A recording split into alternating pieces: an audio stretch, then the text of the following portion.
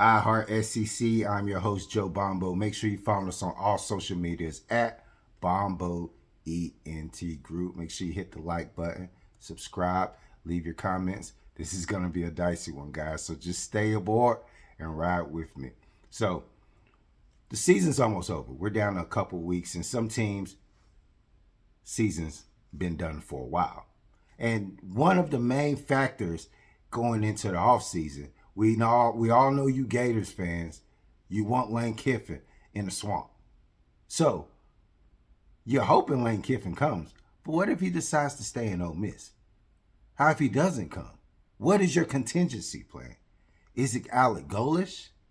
Whoever comes into this program, there's one thing to be determined, and one question that will be asked. Is DJ Lagway going to stay?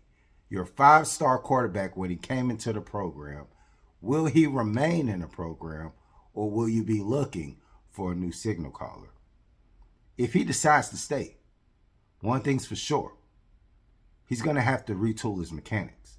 You're going to have to get someone in there that can get his mechanics down and get this guy playing to his full potential. And regardless of who that is, you will need that guy if it's at the head coaching position, if it's at the OC position, or quarterback. So I was doing some brainstorming, and I had to ask the question, who are some of the main guys or some of the most talented quarterback coaches or overall quarterback gurus that can get this guy back on track and get the most out of DJ Lagway? So stay with me. Buckle your seatbelt, because I know y'all going to want to jump out the car in the middle of this. And just hear me out, because this is an interesting list. And some of the guys that you see on here might not be the most fan favorite. Let's go ahead and get that started. I already warned you. First guy on my list that I'm thinking right now is sitting in Las Vegas, and that is Chip Kelly. Stay with me. Yeah, we all know about Chip Kelly's time in UCLA. It was not the greatest. But we know also about Chip Kelly's time in Oregon and how he was able to get the most out of Marcus Mariota and some of those other talented quarterbacks that entered his system. Kelly has had a system that has been transcending throughout college football and honestly has morphed the whole game of college football that we see today. That was on the heels of Chip Kelly. So when you think about a quarterback like DJ Lagway, he has a lot of skill. He's able to run the ball. He's able to deliver the ball from different angles. The main thing is you have to get him to hone in on those raw talent that he tends to lean on sometimes. So why not get a guy, Chip Kelly, in there? Let's look at Chip Kelly's resume right here. Let's see. Just think about this. Kelly, before he accepted the job at UCLA, he applied for the Florida job. So why not get him back in there?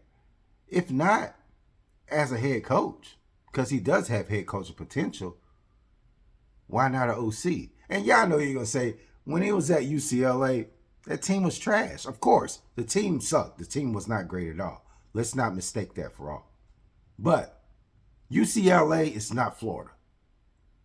The talent pool in California that's going to be dominated by USC, it's not the talent pool that you're going to get down in the state of Florida. Florida is king in Florida, regardless of what Miami might think, regardless of what Florida State thinks. These guys want to play in the SEC. Florida, the Swamp, the Heisman Trophy winners that have came in and out of that program with a Chip Kelly system could do some things and reinvigorate that whole program right there. With a quarterback like DJ Lagway, with talent like Dallas Wilson. So let's think about that.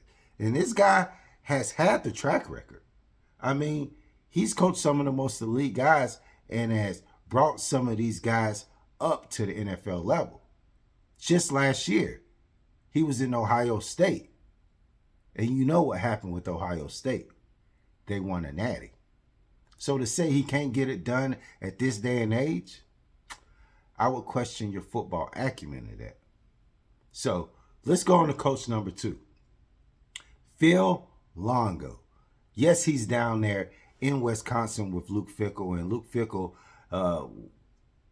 the job he's done down there has been questionable. And they haven't been able to get the talent in there. But Phil Longo has been a Mike Leach predecessor and has been an innovative offensive mind since day one. If you look at some of the talent that he was able to do in implementing that air raid system, when he was in Ole Miss, when he was at Ole Miss, his offenses had over 500 plus yards. 500 in per game. So the guy can get it done. Then he went on to North Carolina, where he coached Drake May and he coached Sam Howell into professional NFL quarterbacks. So the guy has the resume that shows you he can get it done with lesser talent. And we're not talking about lesser talent when we talk about DJ. We're talking about upper echelon talent. Phil Longo should be someone that should be considered. If not for the head coaching position, offensive coordinator. I'm pretty sure he wouldn't mind leaving Madison and coming down to Gainesville. Let's carry on with this. Tyson Helton. Yes, he has has had head coaching experience, but these guys were more referring to in the offensive coordinator position, in Longo and Helton. Tyson Helton has one hell of a track record at UAB. What he was able to do with Joe Webb, being the first NCAA player to pass for 2,000 yards and rush for 1,000 yards. DJ Lagway has that multiple dual threat ability to get that done. At Tennessee, what he is able to do with Jared Guarantano. Though Guarantano didn't take his talents to the next level, Guarantano and that offense were high level, high octane, what he was able to do. At USC, he coached Sam Darnold. And I don't feel like a lot of people know this. When Sam Darnold entered USC and took over that starting quarterback position, you know how many years Sam Darnold played quarterback? 1. Yes. Under Tyson Helton, Sam Darnold became a NFL quarterback off of 1 year playing high school quarterback. The guy played linebacker.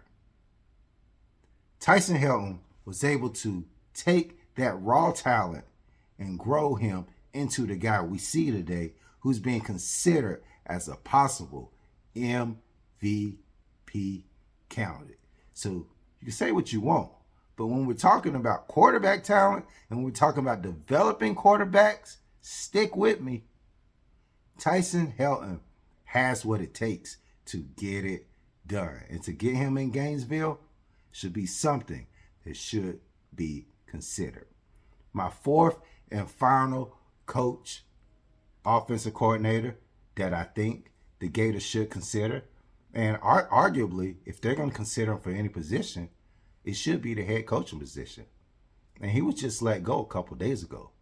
That is Brian Daboll. Daboll comes in with an extensive track record, coaching quarterback talents like Brett Favre, developing Josh Allen, who's a pretty raw talent in Buffalo, and making him not going to say that he made Josh Allen, but he had a lot of influence on Josh Allen becoming the quarterback that he is today. You already seen what he was able to do with Danny Dimes, who was a pretty good quarterback and had moments where he shined. Let's get past the record. We're talking quarterback play here. So you can miss me with the talk about, oh, well, he didn't win anything.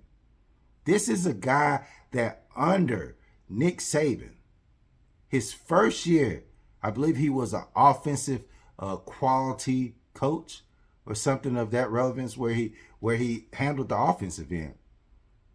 But he coached Jalen Hurts. He coached Tua Tagovailoa.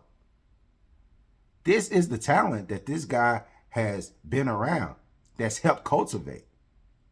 He understands the SEC schedule. He understands the SEC brand. He has the cachet from his time spent with a guy like Nick Saban. And yes, of course, just this past year, what him and Jackson Dart was able to do.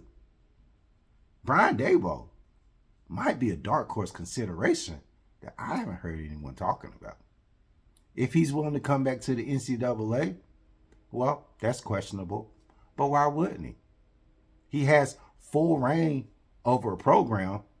He's able to get right back into coaching, and he's able to do something that it seems that he likes to do, which is develop talent. I wouldn't be surprised if we start hearing teams speak of his name as we get to the offseason and we start to look down and lock down on head coaches as the college football playoffs come around. So like I said, please leave your comments. Tell me what you think. If you don't like it, so be it. This is just an opinion. Nothing is concrete. But I really think that these guys could really do something with DJ Lagway. And we all can agree on one thing. He needs some fixing. Make sure you hit the like, subscribe button. Like I said, leave your comments. And go follow me on all social media platforms at Bombo ENT Group. You can also Google Joe Bombo Sport and News to tune into some of my latest articles that we release weekly. Make sure you guys have a blessed weekend. And hey, we got some exciting football this week. This is Joe Bombo, and this is iHeart SEC. Take care.